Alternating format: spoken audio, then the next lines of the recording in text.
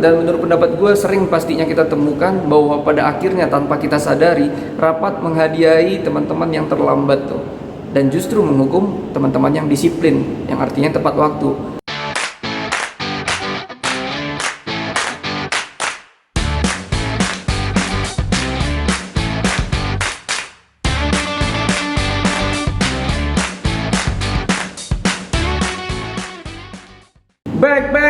Back again. Hola teman-teman Slim semuanya, kembali lagi di Seven Production.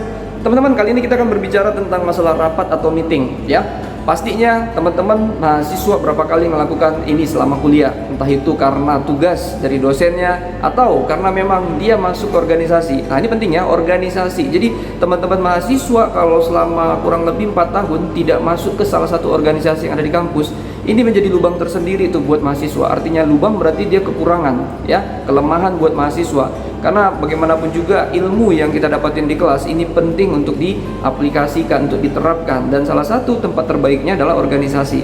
Nah teman-teman, jadi di organisasi tersebut pastinya teman-teman punya berapa kali kegiatan-kegiatan untuk didiskusikan dan dirapatkan. Hanya saja banyak mahasiswa yang gue temukan pada akhirnya tidak memiliki rapat-rapat yang produktif, ya. Produktif ini bisa diukur dari, ya, dia punya ketercapaian, artinya follow up dari setiap hasil-hasilnya, atau mungkin karena rapatnya terlalu sering atau berulang-ulang, ya, dan tidak menghasilkan apapun, yang ada hanya sebatas diskusi-diskusi atau melebar pembicaraannya tuh entah kemana.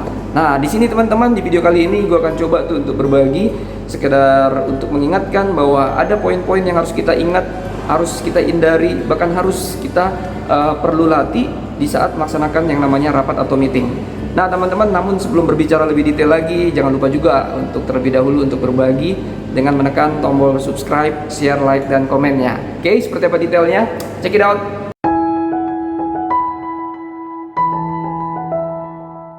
Nah, poin pertama teman-teman, gue harus mengingatkan, ketika kita jadi pemimpin rapat, ya, akan sangat-sangat bagus ketika kita datang dengan poin-poin. Gue sih biasanya mengatakannya yaitu adalah lembaran needs to be done. Needs to be done ini artinya adalah apa-apa saja yang memang butuh untuk kita follow up setelah rapat ini. Nah, pimpinan rapat dia harus mengerti ada beberapa poin yang memang ini ditujukan oleh beberapa seksi-seksi yang ada di bawahnya. Ada beberapa untuk anggotanya yang lain nih. Nah, jadi supaya si rapatnya lebih efisien, lebih tepat waktu, ya, dan artinya nantinya ketercapaiannya pun akan sangat-sangat bagus, perlu sekiranya tuh pimpinan rapat membuat lembaran terlebih dahulu poin-poin tadi. Nah seringnya ada begitu banyak rapat-rapat yang dipimpin hanya sekedar untuk berembuk, tapi tidak ada poin-poin yang ingin dicapai.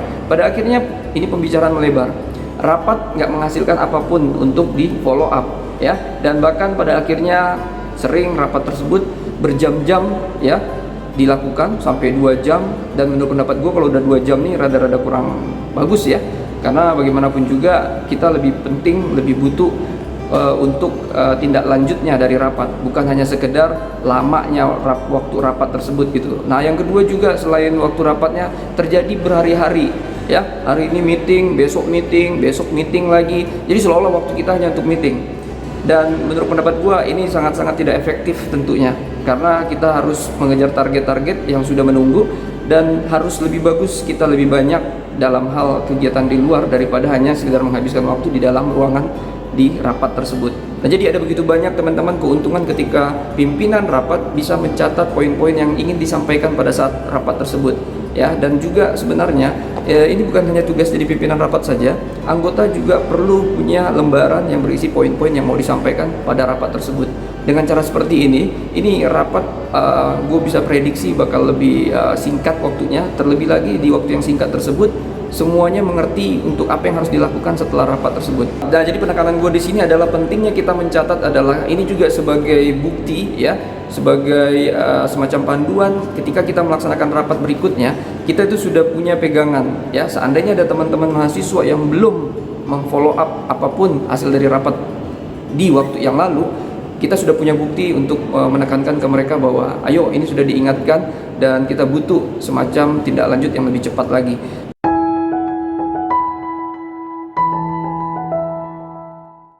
Nah baik teman-teman, di poin berikutnya ini sering terjadi tentunya, yaitu adalah rapat sering sekali dilakukan berkali-kali dan dilakukan dari hari-hari berikutnya tuh, ya. Jadi gue ngerasa ini menjadi masalah adalah karena kita terlalu fokus kepada ngumpul-ngumpulnya tuh, kongko-kongkonya tuh. Kita nggak menjadikan rapat sebagai wadah untuk menghasilkan semacam hasil yang butuh di follow up atau untuk mengukur kita punya ketercapaian dari target-target tuh. Kalau seandainya memang kita fokus kepada yang namanya ketercapaian target, seperti apa, seberapa jauh kita punya kerja, kita bisa aja tuh menggunakan media sosial atau teknologi yang sudah ada sekarang, ya. Tinggal artinya adalah setiap ada perkembangan informasi apapun diberitakan di grup, ya. Setelah itu nanti kita bisa membagi-bagi untuk bisa siapa yang memfollow up ini, ya. Jadi yang menjadi masalah ketika rapat itu berkali-kali dan berhari-hari, gua nggak melihat ini sebagai sebuah kegiatan yang menjadi efektif, ya. Dan juga dia tidak fokus kepada perkembangan dari setiap job desk yang sudah diberikan, namun kita lebih semacam formalitas, seolah-olah dengan kita rapat kita bekerja. Ini sebuah mindset yang salah menurut pendapat gua. Kenapa salah? Karena sekali lagi rapat itu tidak akan pernah dikatakan baik ketika apa yang menjadi hasilnya tidak pernah diselesaikan, tidak pernah ditindaklanjutin, ya. Rapat menjadi benar-benar rapat yang rapuh karena apa? Kita hanya sebatas untuk dilihat oleh orang di luar dan seolah-olah mendapat pengakuan bahwa kita sudah bekerja, ya. Jadi teman-teman harus dimengerti, dengan kemajuan teknologi kita bisa sebenarnya membuat rapat kita menjadi lebih efektif, ya. Video conference kita bisa, ya, untuk berapa banyak orang itu pun bisa dilakukan kalau memang dibutuhkan. Nah, jadi rapat harus bisa diukur hasilnya. Cara mengukurnya adalah jelas pimpinan rapat punya peran di sini untuk menanyakan seberapa jauh perkembangan dari setiap hal yang sudah diputuskan di rapat-rapat sebelumnya. Nah, ketika ini tidak di cross check, dia akan menghasilkan rapat-rapat yang berulang-ulang lagi. Akhirnya kita hanya fokus kepada ngumpulnya dan tidak fokus kepada seberapa jauh pekerjaan kita sudah berjalan.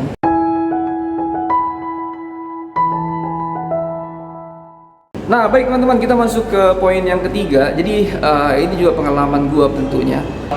Gua merasa bahwa yang namanya rapat ini akan sangat-sangat bagus ketika pimpinan rapat dia benar-benar lebih banyak mendengarkan daripada berbicara.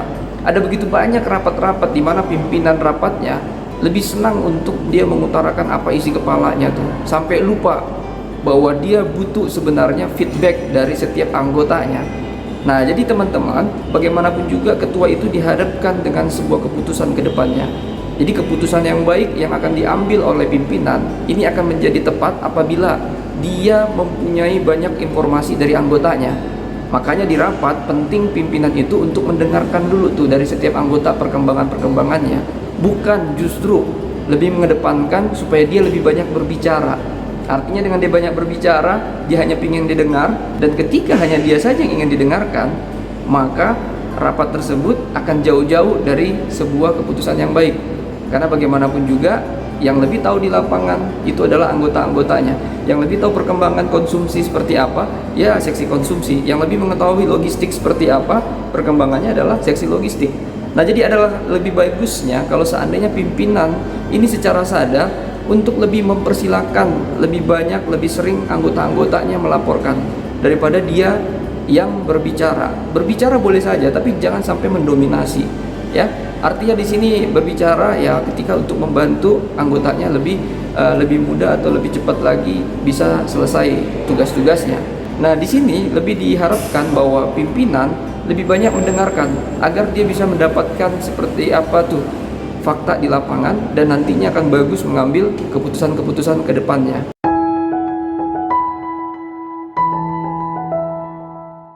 Nah, baik teman-teman, ini di poin yang menurut pendapat gue juga sangat-sangat penting, yaitu adalah time management, ya, manajemen waktu. Jadi manajemen waktu di sini adalah bagaimana rapat tersebut punya kalender tersendiri itu. Kalender di sini bisa lebih detail lagi, tidak hanya per hari gitu ya, bahkan bisa dibuat justru per kategori jam. Nah, siapa yang membuatnya? Ini bisa saja sekretarisnya, atau tidak ada salahnya juga jika ketuanya justru yang punya ide. Jadi nanti dikerjakan sama sekretarisnya. Nah, jadi pentingnya time management pada saat kita rapat teman-teman, ini benar-benar untuk mengukur tuh seberapa jauh pekerjaan yang sudah dilakukan anggotanya. Contohnya aja, seksi acara, oke, sekarang tanggal 3, kita butuh tanggal 5 ya, tanggal 5 jam kalau bisa jam 10 pagi gue udah bisa dapetin semacam laporan kasar saja seperti apa acara-acaranya. Atau nantinya juga di tanggal 5 ini gue butuh dapetin konfirmasi dari pengisi-pengisi acara ya. Terus di tanggal 4 gue butuh nih teman-teman perlengkapan untuk tenda ya, bisa dipastikan di sana nanti dapetin harganya dan juga semacam apa saja fasilitas yang bisa kita dapatkan ketika kita menyewa tenda. Nah, ini contoh-contohnya saja teman-teman. Jadi harus ada kalender.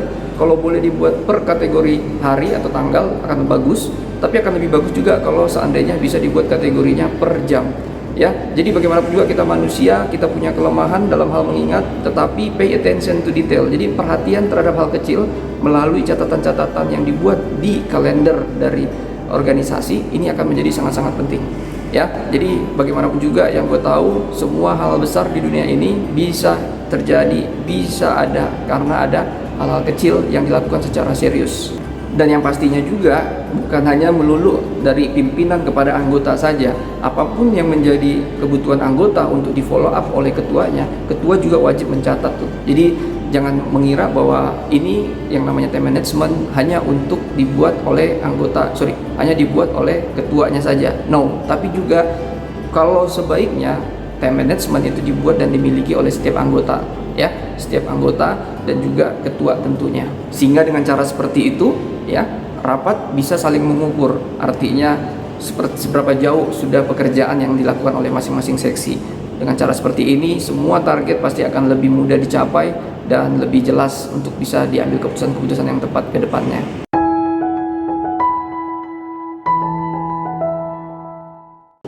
Nah baik teman-teman, kita masuk poin yang terakhir, dan menurut pendapat gue sering pastinya kita temukan bahwa pada akhirnya tanpa kita sadari rapat menghadiahi teman-teman yang terlambat tuh, dan justru menghukum teman-teman yang disiplin, yang artinya tepat waktu ya. Jadi pada saat rapat ini bisa jadi terganggu ketika ada begitu banyak anggota-anggota yang pada akhirnya datang terlambat. Ketika kita sudah masuk fase-fase serius, fase-fase di mana enak diskusinya, tiba-tiba ada yang datang nyosor, ini bisa mengganggu ya suasana yang baik tadi. Jadi buat teman-teman, kita mengerti ya budaya orang Indonesia sering sekali tidak on time, tapi ini bukan menjadi sebuah alasan buat kita terus membudayakannya. Kita bisa memutus ya rantai tersebut gitu. Artinya adalah kita buat aturan-aturan yang lebih kepada menghadiahi orang-orang yang memang serius. Artinya ketika memang ada anggota yang tidak bisa datang, dia mungkin bisa berbicara khusus kepada ketua di tempat yang berbeda nantinya. Artinya dia tidak usah masuk dulu ya. Nah seandainya pun teman tersebut misalnya dia memang berhalangan karena adanya macet atau ada kegiatan lainnya yang benar-benar membuat dia harus terlambat, ya silakan saja dia menginformasikannya via handphone ya, video call atau seperti apa. Atau seandainya dia bisa tetap mengikuti rapat melalui video conference tapi di tempat yang berbeda, atau apapun sajalah kekreativitasan teman-teman. Artinya di sini adalah kita perlu rapat-rapat yang sebenarnya tidak terlalu lama waktunya dan tidak usah berkali-kali atau berhari-hari dilakukan. Nah, kita bisa melakukan itu jika kita menerapkan disiplin di setiap individu kita tuh. Nah, jadi teman-teman, menurut pendapat gua, ayo cara terbaik juga kalau seandainya kalau ketuanya sendiri yang suka terlambat, bagaimana Pak? Gue pikir wakil perlu bisa di sana maju. Intinya adalah bagaimana komitmen di awal, ya, komitmen di awal di antara kita para peserta rapatnya. Dengan cara seperti itu, jadi kita lebih fokus tuh kepada hasil rapat, bukan kepada sosok yang menjabat seksi-seksi tertentu atau yang menjabat sebagai ketua dari acara kita.